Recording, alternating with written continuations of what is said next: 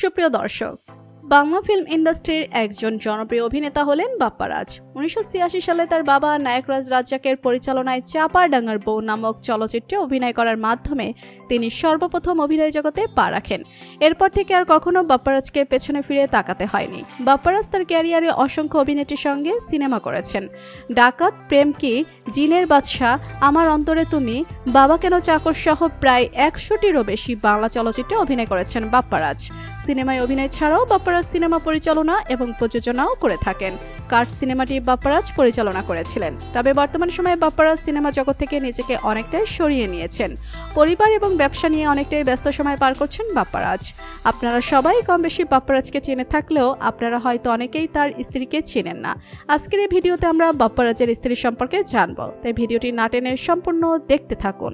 বাপ্পারাজের স্ত্রীর নাম হলো শবনম। শবনম দেখতে অনেক সুন্দরী, তবে পড়াশোনা করার প্রতি তার আগ্রহ ছিল অনেক। শিক্ষিত পরিবারের আদরের সন্তান ছিলেন শবনম, যার কারণে পরিবার থেকে পড়াশোনা করার জন্য অনেক উৎসাহ পেতেন তিনি। তবে বড় হওয়ার সাথে সাথে বাপ্পারাজের স্ত্রী শবনমের মনের ডালপালাগুলো বড় হতে থাকে। পড়াশোনার পাশাপাশি সিনেমায় অভিনয় করার জন্য তার আগ্রহ জাগায়। সিনেমা দেখার সময় তিনি যেন খুব অল্প সময়ের জন্য হারিয়ে যেতেন অন্য জগতে। তবে এই সিনেমা দেখার জন্য কোনো সময় পড়াশোনায় ফাঁকি দেননি শবনম। সফলতার সঙ্গে শবনম স্কুল এবং কলেজ জীবন শেষ করেছেন, কিন্তু সিনেমার প্রতি তার আগ্রহ একটুও কমেনি। পড়াশোনার কারণে ঢাকার বিভিন্ন শহরে নিয়মিতভাবে যাতায়াত ছিল শবনমের। পড়াশোনার পাশাপাশি প্রায় সিনেমার শুটিং দেখতে যেতেন শবনম। তবে হঠাৎ করে একদিন বাপ্পারাজের সিনেমার শুটিং চলাকালীন সেখানে উপস্থিত ছিলেন শবনম। তখন বাপ্পারাজ তার জীবনের সফল সিনেমার শুটিং শুরু করেছিলেন। বাপ্পারাজকে প্রথমবারের মতো সামনাসামনি দেখে অনেকটাই আনন্দিত হয়েছিলেন শবনম। বাপ্পারাজ এবং শবনমের মধ্যে প্রেম কাহিনীরা ছিল অনেকটাই বাংলা সিনেমার মতো।